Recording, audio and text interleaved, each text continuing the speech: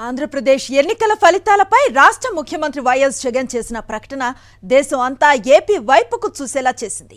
గతం కంటే కూడా ఈసారి ఎక్కువ సీట్లు వస్తాయని జగన్ ఒక సంచలన ప్రకటన చేశారు.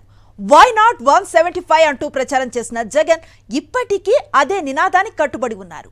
గడిచిన 5 ఏళ్లుగా ఏపీలో అమలైన సంక్షేమ పథకాలు, అభివృద్ధి కార్యక్రమాలతో ప్రజల్లో జగన్ పట్ల విశ్వసనీయత పెరిగింది. మాజీ సీఎం చంద్రబాబుకు లేనిదే విశ్వసనీయత. వైఎస్ జగన్ విశ్వసనీయత, చంద్రబాబు మాయ మాటలపై కేఎస్ఆర్ విశ్లేషణ ఇప్పుడు చూద్దాం. ఆంధ్రప్రదేశ్ ముఖ్యమంత్రి వైఎస్ జగన్మోహన్ రెడ్డి చేసిన ఒక వ్యాఖ్య సంచలనం సృష్టించింది. శాసనసభ ఎన్నికల్లో పోలింగ్ పూర్తయిన 2 రోజులకు ఆయన ఐపాక్ సంస్థలో పనిచేసే వారితో సమావేశమై ఫలితాల మీద తనదైన శైలిలో జోస్యం చెప్పారు. 2019లో వైఎస్ఆర్ కాంగ్రెస్కు వచ్చిన 151 సీట్లను మించి ఈసారి సీట్లు వస్తాయని ప్రకటించారు. ఇంత ధైర్యంగా జగన్ ఎలా చెప్పారు? ఆయన వద్ద ఉన్న సమాచారం ఏమిటి?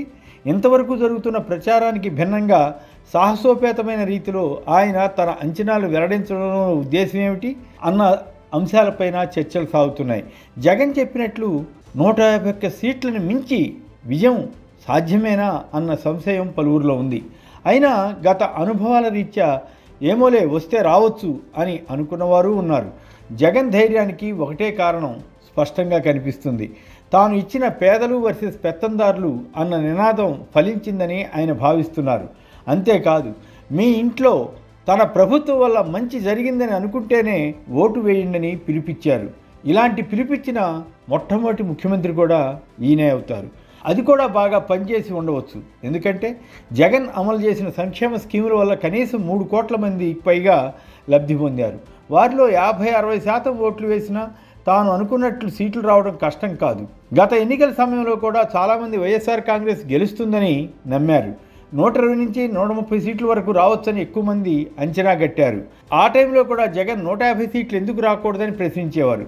నిజంగానే ఆయన ఊహించినట్లుగానే 151 సీట్లు వచ్చాయి. అది ఒక రికార్డు. గతంలో విభజిత ఏపీలో ఆ స్థాయిలో ఏ పార్టీకి సీట్లు దక్కలేదు. 22 లోక్సభ సీట్లను కూడా వైసీపీ సాధించింది. ఇప్పుడు కూడా అదే సంఖ్యలో లోక్సభ సీట్లు వస్తాయని జగన్ అంటున్నారు. మామూలుగా అయితే పార్టీ కేడర్లో విశ్వాసం పెంచడానికి జగన్ ఇలా అని ఉండవచ్చులే అని అనుకుంటారు. కానీ జగన్ ఎప్పుడు ఏమి చేసినా ఒక రెవల్యూషన్లా ఉంటుంది. ప్రభుత్వాన్ని సైతం అలాగే నడిపారు. వాలంటీర్లు, గ్రామ, వార్డు, సచివాలయ వ్యవస్థలను నెలకొల్పి పాలనలో కొత్త విప్లవాన్ని తెచ్చారు. ముఖ్యంగా వాలంటీర్ల ద్వారా వృద్ధులకు పెన్షన్లు ఇచ్చి వారిని గౌరవించే ప్రభుత్వం ఏపీలో మాత్రమే ఉందని ఆయన రుజువు చేశారు. అలాగే రాజకీయంగా బలహీన వర్గాలకు, మహిళలకు 50% పదవులు వచ్చేలా చేయడం, స్కీములు కానీ ఇళ్ల స్థలాలు కానీ మహిళల పేరుతోనే ఇవ్వడం తదితర చర్యల ద్వారా సామాజిక విప్లవం తెచ్చారు. వీటన్నిటి ఫలితంగానే పోలింగ్ రోజున బలహీన వర్గాల వారు వెల్లువల ఓట్లు వేయడానికి తరలి వచ్చారన్న అభిప్రాయం ఏర్పడింది. 5 ఏళ్ల ప్రభుత్వం నడిచిన తర్వాత తిరిగి అధికార పార్టీ గతంలో కన్నా అధికంగా సీట్లు తెచ్చుకోవడం అరుదుగా జరుగుతుంటుంది. అయితే అదేమీ అసాధ్యం కాదు. ఉదాహరణకు 2014లో టీఆర్ఎస్కు 63 సీట్లు వస్తే 2018లో జరిగిన ముందస్తు ఎన్నికల్లో టీఆర్ఎస్కు 88 సీట్లు వచ్చాయి. అంటే ఏకంగా 25 సీట్లు పెరిగాయన్నమాట. అలాగే గుజరాత్లో 2017లో జరిగిన అసెంబ్లీ ఎన్నికల్లో 99 సీట్లు వస్తే 2022 ఎన్నికల్లో 160 వరకు వచ్చాయి. 2024 ఎన్నికల్లో జగన్కు ఉన్న క్రెడిబిలిటీని జనం విశ్వసించారు. అదే చంద్రబాబు నాయుడు ఎప్పుడు ఏది అవసరమైతే అది మాట్లాడి అబద్ధాలు చెప్పి ప్రజల్లో నమ్మకాన్ని కోల్పోయారు. చంద్రబాబు నాయుడు 1,50,000 కోట్ల రూపాయలకు విలువైన ఎన్నికల హామీలు ఇచ్చినా నమ్మే పరిస్థితి లేదు. జగన్ కొత్తగా పెద్ద హామీలు ఇవ్వకుండా ఉన్న పరిస్థితిని చెప్పడం ఆయన నిజాయితీ తెలియజేస్తుంది. 2019లో ఇచ్చిన హామీలను జగన్ 99% నెరవేర్చడమే కాకుండా మేనిఫెస్టోలను చూపించి మంచి జరిగితేనే తనకు ఓటు వేయండి ప్రజలకే పరీక్ష పెట్టారు. ఇవన్నీ ఆయనకు పాజిటివ్ ఫ్యాక్టర్స్గా కనిపిస్తాయి. ఈ నేపథ్యంలోనే ఆయన అంత ధీమాగా 151 సీట్లు మించి వస్తాయని చెప్పి ఉండవచ్చు. ఈసారి పలు సర్వే సంస్థలు పోలింగ్ అయిన తర్వాత చేసిన పరిశీలనలో వైఎస్ఆర్ కాంగ్రెస్దే అధికారం అని చెబుతున్నాయి.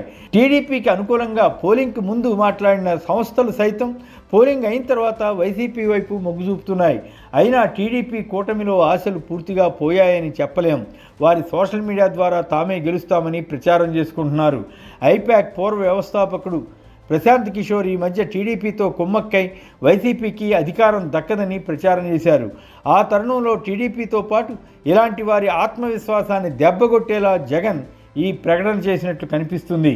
చాలామంది ఈసారి తీవ్రమైన పోటీ ఉంటుందని, అందువల్ల వైసీపీకి 100 నుంచి 110 సీట్ల వరకు రావచ్చని అంచనా వేశారు.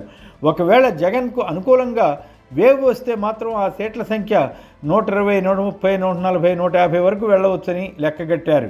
కాగా ఇండియా టుడే యాక్సిస్ అనే సంస్థ వైసీపీకి 142 నుంచి 157 సీట్ల వరకు రావచ్చని అంచనా వేసింది. అలాగే టుడే చాణక్య అనే సంస్థ 144 నుంచి 158 సీట్లు దక్కుతాయని లెక్కగట్టింది. న్యూసెక్స్ నేత అనే సంస్థ 139 నుంచి 152 సీట్లు రావచ్చని చెబుతున్నట్లుగా ఇవన్నీ సోషల్ మీడియాలో జరుగుతున్న ప్రచారాలు. టైమ్స్ నౌ జోస్యం ప్రకారం 128 నుంచి 133 సీట్లు రావచ్చు. ఇలా కొన్ని సర్వే సంస్థలు సైతం వైఎస్ఆర్ కాంగ్రెస్కు 151 సీట్లు మించి వస్తాయని చెబుతున్నాయి. వీటిని గమనిస్తే జగన్ చెప్పినట్లు వైఎస్ఆర్ కాంగ్రెస్కు ఈ స్థాయిలో విజయం లభిస్తుందన్న భావన కలుగుతుంది. ఇదే జరిగితే నిజంగానే దేశమంతా జగన్ వైపు చూస్తుంది. ఏపీలో జరుగుతున్న పాలన వైపు, వ్యవస్థల వైపు చూస్తాయనడంలో ఎలాంటి సందేహం లేదు. ముఖ్యమంత్రి వైఎస్ జగన్మోహన్ రెడ్డికి ఆల్ ద బెస్ట్ చెబుదాం.